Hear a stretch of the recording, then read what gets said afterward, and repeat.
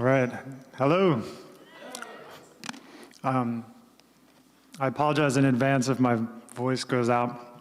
I've been talking a lot loudly, and I'm not used to that. But first of all, I want to say thank you to Thorsten, for putting this on. It's an amazing event.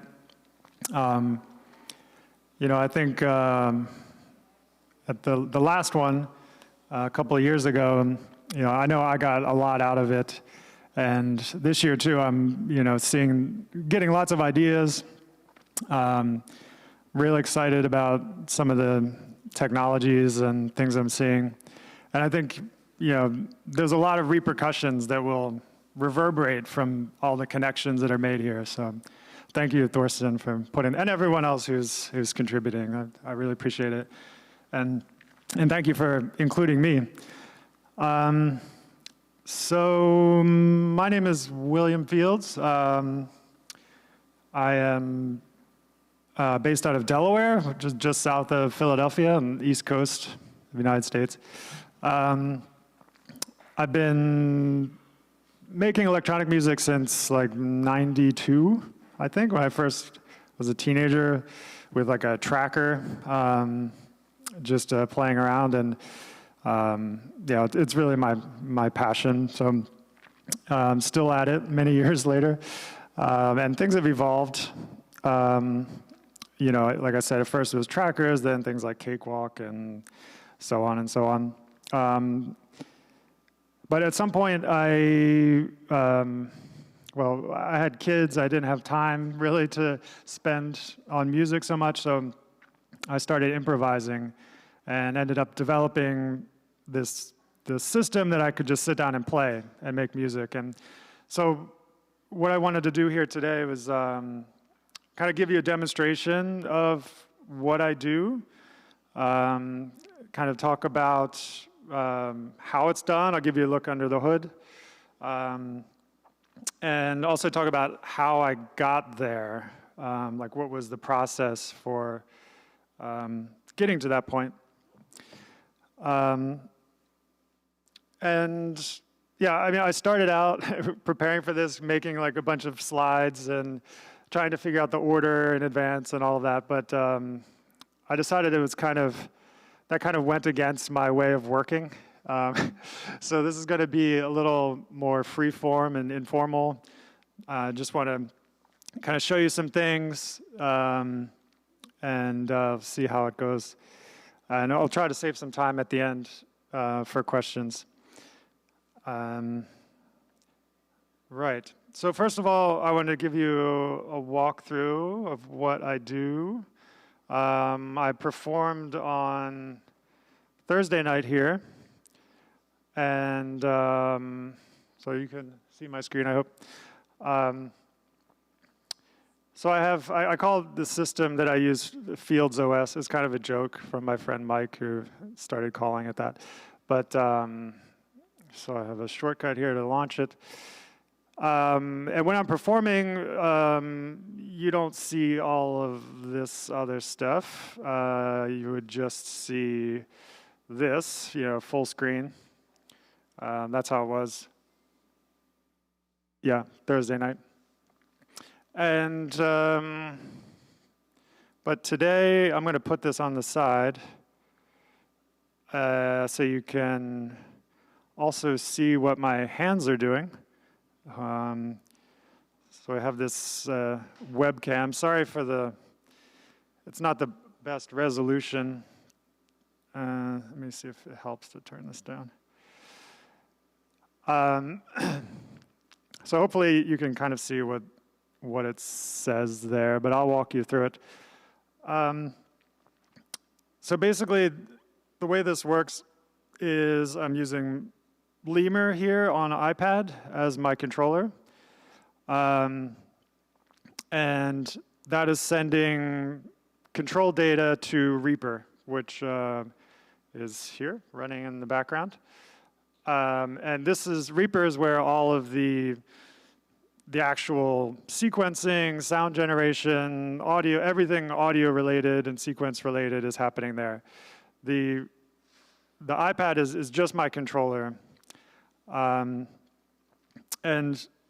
which I love this approach. This is using an app called Lemur. There's an alternative called TouchOSC, which is really nice also, but I just have so much history with this one, and it behaves in certain ways that I like. So anyway, this is a custom interface that I've developed using Lemur. So there's a little editor. Actually, I could quickly show you that too. This Lemur editor. What I like about it is that you can constantly be changing your setup, right? You're not stuck with a certain configuration of knobs, sliders, buttons, whatever. I'm constantly adjusting this thing and trying to figure out. Hold on, it's like one issue is that they haven't updated Lemur in quite a while, so it's. And I don't have my mouse. I'm used to having a mouse. Where's my, oh, here we go. So anyway, this is the editor where you can, you can move things around, create sliders, buttons. Each button, you can write scripts to execute different things. And you just, from here, you can kind of push it to your iPad as the controller. And then it shows up here. And so yeah, I'll just give you a quick demo here of what happens. Oh yeah, I should mention the visuals also, which you can see there kind of idling. But this is using 3JS in JavaScript. Mr. Doob, the creator of 3JS, was here, and I got to meet him, which was great, and thank him for this amazing technology. But this is a browser window using Chromium, and it's a 3JS JavaScript program that it's using web MIDI. So there's MIDI triggers, MIDI controller, and note information is being sent to the browser, which is then generating the visual effects. So why don't I just start and show you. So here's the play button, very important. And over here is the sequence. Actually, I'm going to hit init to reset the whole thing. I have a series of step sequencers here. Bass drum, hat, snare, percussive is kind of miscellaneous stuff, and bass. And so you can just kind of draw in patterns. Hopefully we'll hear something. Just do something very generic. Can you hear that okay? Okay, so you don't actually see it going across, but it's going in time from left to right. And instead of having on-off buttons, I have sliders. Because then I can set the probability.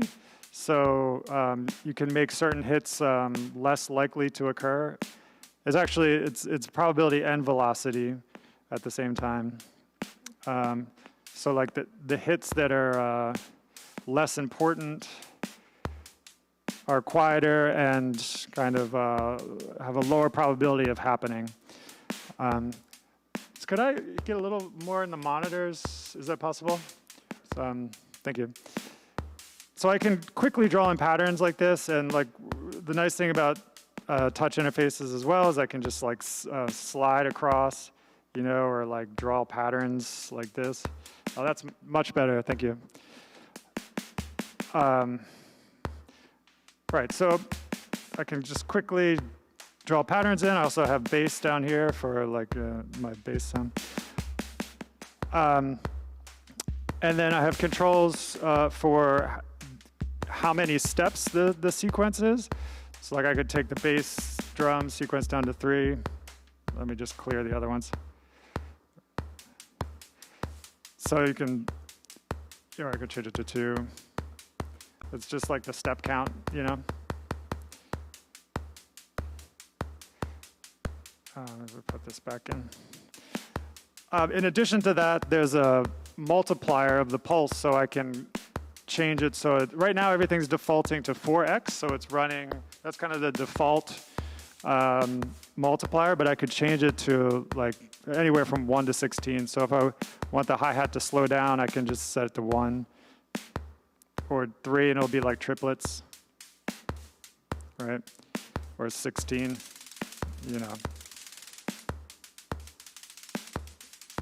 So just wanted to show the step sequencer because you can really quickly get really crazy with just these controls because you can set the multiplier or the step count to like whatever you want and have them all be different, like 5x to get like quintuplets, and I don't know, let's do 7 steps with a 3x multiplier, and you know, so you can quickly create a lot of variation, especially if you add in the fact that it's a probabilistic, so it's some of these hits won't happen all the time. So that's kind of the rhythmic backbone of it. Then I also have some sequencers over here for more melodic stuff. This one is it uses pseudo-random number generators. So it's like a random number generator that you give a seed, and then it always gives you the same sequence of values from that seed. So it means that it's like reproducible. So I have one seed for the timing of the notes and another seed for the actual selection of the notes. So I can, just by choosing, so I have like 128 times 128 possibilities there. And this also has a step count and multiplier of the pulse. So if let me just put this back in for reference. Right, so I just set the keys to 3 and 1 step, or I could have it 2 steps. So with just 4 sliders, I can do a ton of variation, you know.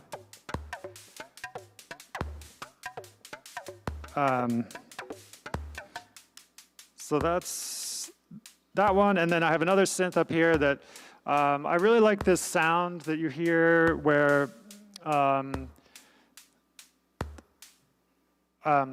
the drums are like triggering a synth. Like I love that sound, like a kick, like that triggers like a chord or something like that. So I ended up developing this thing that where I can set what triggers the synth and also select like where the notes are coming from. It could be generating its own notes, or it could be following the notes from the other synth. So for example, I'll just have the kick trigger this thing. Hopefully you can hear it.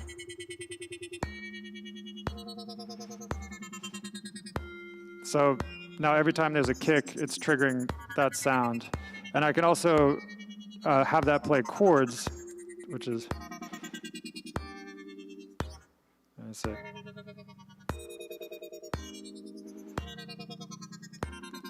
And there's some other possibilities as well, like I can have it like arpeggiate the chord. Oh yeah, and you can also see in the visuals that the notes are being triggered and mapped like from left to right, so you can see, you know, it's mapping pitch to position. Okay, right, and I can have the bass drum trigger that, or the snare, or the hi-hat, or anything I want. And down here also with the bass, I can quickly draw in notes. This down here is the note that's played, and this is like the trigger. And it works the same way as all the drum sequencers. So I can change the steps and all that. But I realize I don't really care exactly what notes are being played, so that's why I have this just as a slider. If I want high notes, I can just put it up there. Or low, I can have it down here. Whoops. And the reason that I don't really care what notes are played is because it all gets put through a kind of snap to scale type thing. So I can choose, I don't know if you can really see that, but I can choose the root of the scale, the type of scale. So everything, I can have it be like B minor or whatever. And so it doesn't matter what notes I throw at it, it'll always snap it to that scale. And in addition, I have this chord progression thing here that before it hits the snap to scale, it transposes the melody up or down, all the melodic notes up or down by a certain amount. So it allows you to do like nice kind of chord progressions. Let me see if I can quickly. This is B minor, and I'll have it go through like a 1, 4, 5 kind of chord progression.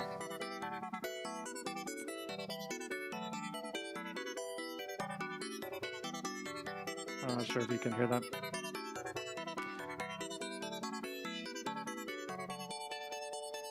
All right.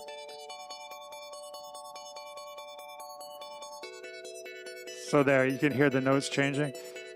It's doing that for me. So, and the reason I put that in is because before I had that, the music tended to be static. It would just hang out in one kind of tonality, right? It was kind of modal. There was no chord changes. So this is a quick way to introduce movement, and I can affect like how frequently it moves through these progressions as well. Wow, there's so much that I could explain here and not enough time. But this is like the main page where when I'm performing, I'm controlling things. I try to keep it as simple as possible. I try to keep it to as few tabs as possible, so I'm not constantly switching back and forth. But here I'm selecting what elements I want to control. So there's BD, hat, snare, percussion, etc. And then up here are the controls that I can use. So let me just, again, quickly just draw in something.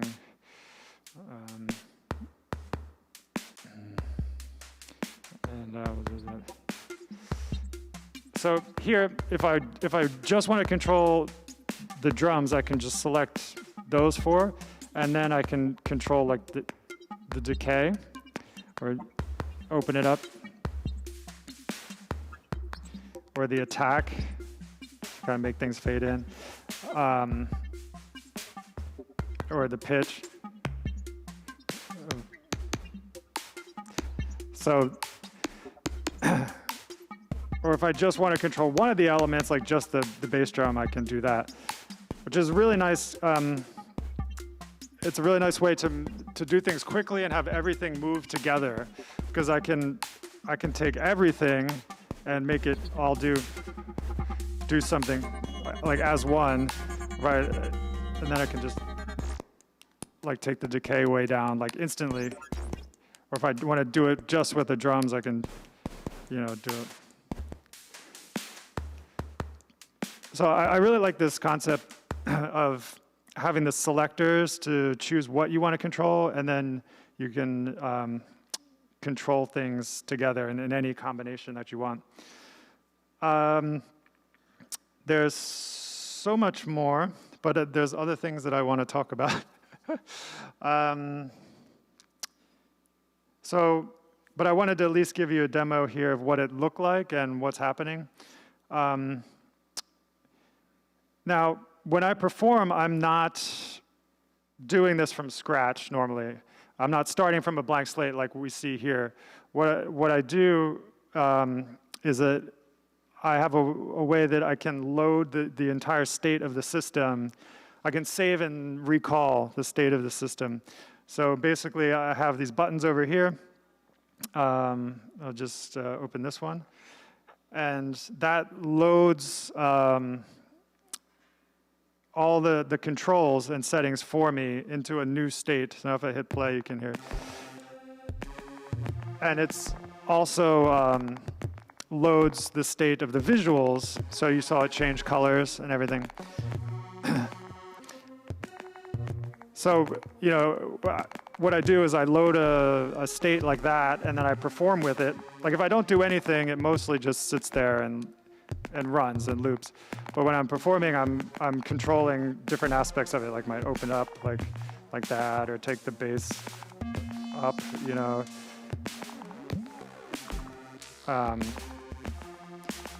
Or like, you know, mute things. Or so I take this kind of seed or initial state of the system and then perform it and kind of turn it into a song over time is kind of the goal, which is really often the hardest part, is figuring out how to take this cool loop or state of the system and turn it into something that evolves and changes over time and becomes like a song. That's what kind of the challenge that I face in the moment is to make it into music instead of just a loop, you know, to create an arc and stuff like that. Right, I wish I had twice as much time, but I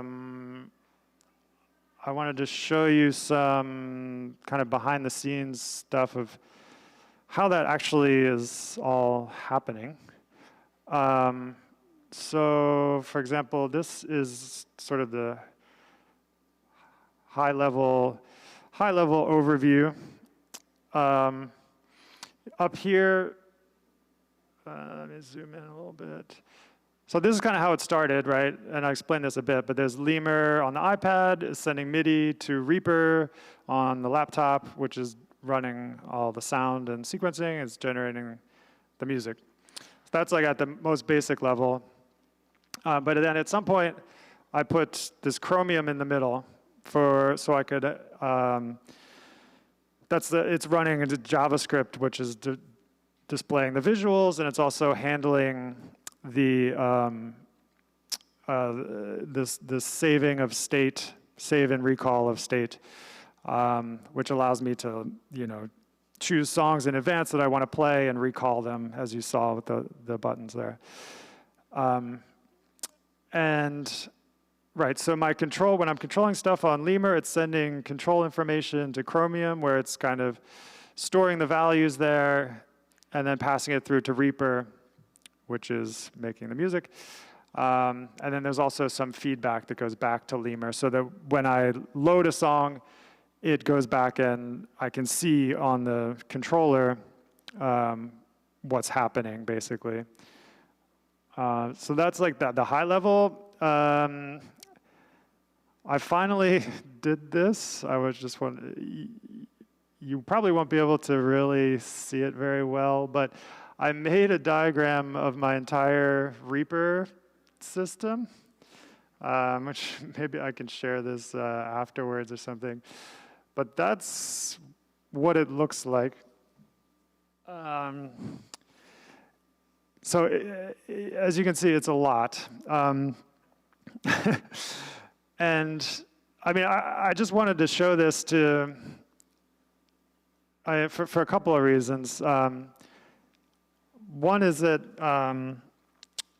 just to show, you know, this is where I am now, but it did not start out like this. Okay, I did not have. I could have never jumped directly to this, right?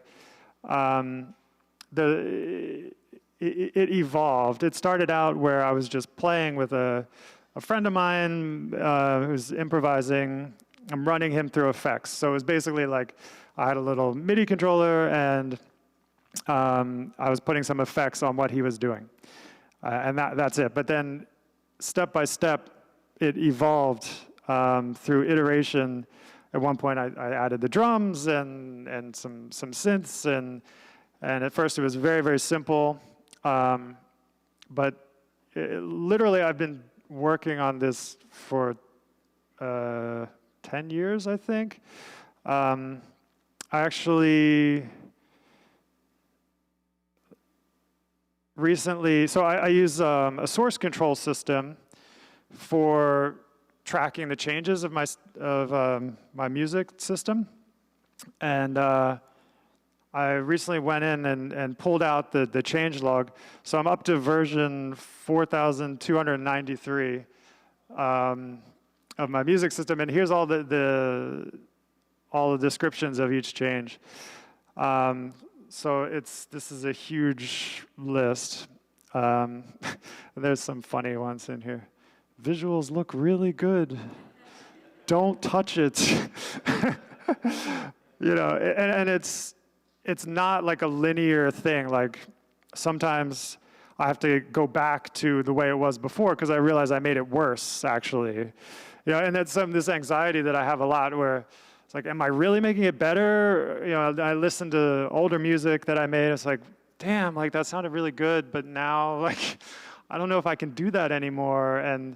But what's nice is using a source control system, I can go back and like actually look at it. It's like, what the hell was I doing? And maybe like bring it up to the future. You know, I add things, I remove them. There's about like 20 lines in here where it's like bass plus 1 dB, bass minus 1 dB, bass plus 1 dB. Like trying to get the level right, I'm not quite sure. So it's this process of iteration. And that's really one of the main points that I wanted to talk about today was that the importance of this process of iteration, you know, starting small and simple. You know, I don't recommend coming up with some grand concept. It's like, oh, I'm gonna, you know, maybe you see that diagram. It's like, oh, I want something like that. I'm gonna build this huge thing. I recommend just starting with some simple thing and then iterating on it. So, you know, and this is kind of the process that I like to follow, where, you know, I'd practice and jam with my friend or on my own, improvising. I record it, and then I'd put it. You know, we'd sit down and record.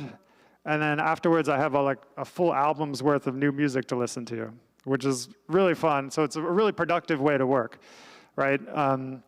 So I'd record, and then I'd take a walk and listen to it. I'd take notes on my phone. It's like, you know, this snare is a little harsh. Like I need to adjust the EQ, or like the bass is too loud, or other ideas. I take notes on my phone, and then I have a list then that I can, when I sit down to work on music, I just go through the list and try to improve it, you know, one step at a time. And through this, you know, this process of iteration, just tiny step by tiny step, you eventually can end up someplace that's quite powerful and complex. And really, I think that's really the only way to get there. You know, like I said, there's no way that I could have just come up with all this complexity and how it all fits together, and it really only could have evolved that way, you know.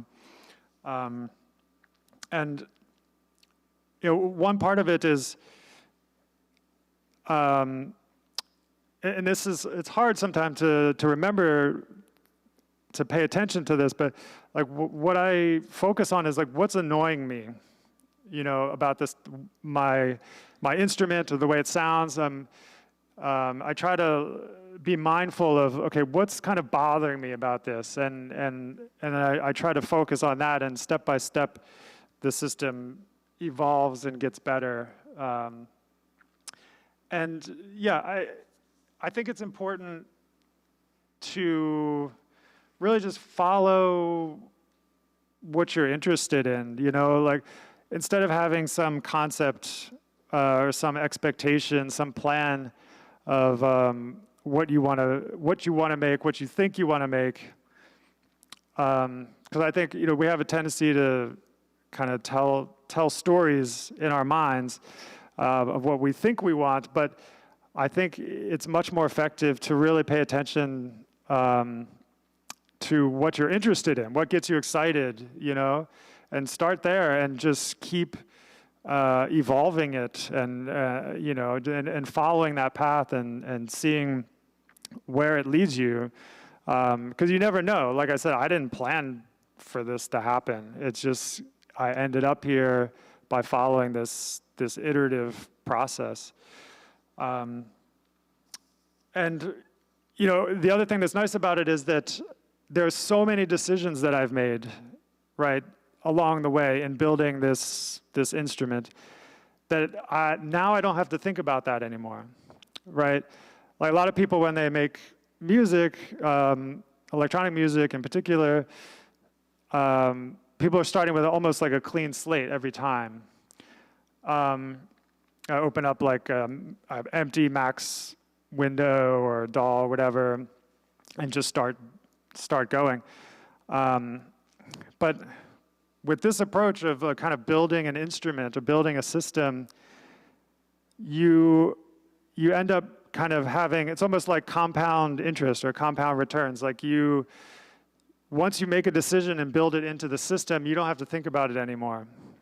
You don't have to remember like exactly how much, like what the compression ratio should be on this or that, or, you know, it's all built in. So when I sit down to play and record, you know, I feel confident that, you know, I don't have to worry about any of that stuff, right? I can just focus on the music and how I want it, you know, to change, and I don't have to think about all those technical decisions. They're already baked in. It's already done.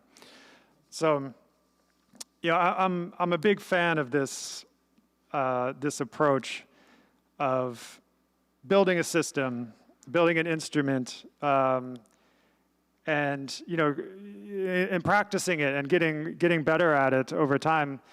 You know, with this, you develop like a muscle memory. So when I sit down to perform, I don't really have to think about it. I try not to think about it, actually. I found that if I think about what I'm going to do in advance, it doesn't turn out as well. And that's partly, like I said at the beginning, like I didn't make a step-by-step plan for how this talk was going to go. I wanted to take a similar approach, you know, have my materials prepared, and then just see where it leads. And that's what I do when I perform. And so when you have an instrument with like a set of controls that you know and you've learned and you practice on, you can just sit down and go and play. You don't have to think about it with your conceptual mind of like, oh, how do I do that thing? You can just in the moment, in an instant, you can do what you want. And so you create this kind of direct connection with the music, which is really a satisfying way to work. And also it's very prolific, as I mentioned before. You know, I can just sit down and press record and play. Like this is my recordings folder. Let me see, I think I record a lot. So basically, the way that I work is I just record a ton of stuff. I sit down and play and record it. Most of it, no one ever hears. But occasionally something magical happens, and I save those, and those end up being the ones that you guys hear as a release, you know. But like here, actually, I recorded my set on Thursday, so that's down here. There's 7 tracks that I played. So I think if I count, like just this year, for example, I've recorded, how many? So I recorded 61 tracks so far in 2022. So it's, like I said, it's a fun, productive way to work. And you know, it's very satisfying. And you know, and the other thing is I don't get sick of the music. I don't even know what half of these things sound like, because I've just hit record and did it, and I maybe only heard it once or twice. So you can avoid that trap of like where you end up hating the music that you're working on, right? Because sometimes people slave over their mix downs or whatever. I mean, I used to do that too. And then by the time the track is done, you don't even really know what it sounds like anymore because you're so close to it and you're sick of it. And but this kind of improvisational approach with using, you know, an instrument, it's much more, yeah, it's just a very satisfying way to work. It's so much faster. Let's see. I'm running out of time. I want to leave a few minutes for questions. I have some notes of what I wanted to talk about. I think I covered most of it. One more point I wanted to talk about was the controls themselves. Like, when Mark Fell and Ryan Triner were talking about it yesterday, of kind of the magic of complexity emerging from simplicity. I love that too. That's kind of my aesthetic. I play the game Go, which is another example of that, where the rules are very, very simple, but the complexity is endlessly deep. You go, and it's incredibly beautiful, the patterns that you learn and stuff like that. And also these things like emergent phenomenon, and I love that stuff. So another point I wanted to make was to try to keep the controls to a minimum and abstract away as much as possible. There's a great Brian Eno quote, I won't put it up because we don't have much time, but where there's from this article in Wired called Revenge of the Intuitive, which I recommend checking out, where he talks about this, how computers are so deep and there's so many options that we get paralyzed, right? We don't know, we sit down and look at it, we don't know where to start, what to do. So it helps a lot to abstract away all that stuff and to just have a few key controls. And that's where this kind of image, this drawing that I made comes from, where it's like you have these knobs on the right. There's just like 5 knobs, but it's controlling all this complexity in the background. But it gets abstracted away, so you just have a few simple controls that you know what they do in an intuitive way, and as I've said before, you can use it quickly and get it to do exactly what you want without really even thinking about it. So yeah, I recommend trying to keep it simple. Like, my goal is to have maximum expressiveness from as few controls as possible. I'm also kind of a minimalist. This is my entire music setup here. That's one other point I wanted to make. This really depends on the tools that you use also. It's a lot harder to take this iterative approach if you're using hardware, modular, things like that. I saw this tweet that I wanted to share from Max Alper. Eurorack people be like, just another $300 and I can go stereo. Because for me, if I want put in another filter or change a synth, or I can just do it instantly and save it and it's done. I don't have to spend tons of money to change it. So it's a lot harder to develop an instrument through this iterative approach through hardware. I'm sure it's possible if you have a lot of resources, but it's definitely a lot easier with software. I'm a big fan of in the box using software and things like that. And let's see. Yeah, I think that's it. I mean, I want to end with some book recommendations. So I just took this picture of my books. So this Free Play and Effortless Mastery, these are great books on improvisation and kind of getting out of your own way and kind of quieting your conscious mind that often just gets in the way and messes you up. Really great, inspiring books on improvisation.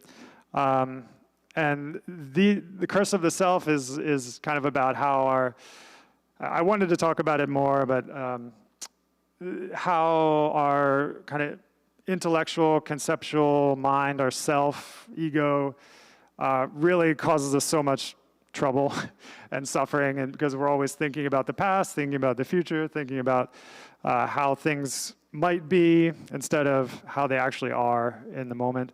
And this book is somewhat related to that, Trying Not to Try. It's about kind of Chinese philosophy and how they've struggled with this problem of kind of getting out of our own way and being spontaneous in the moment.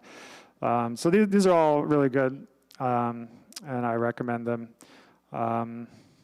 So yeah, I just have a couple minutes left if there's any questions. I could also answer questions just, offline. Just come up to me, it's fine. So thank you.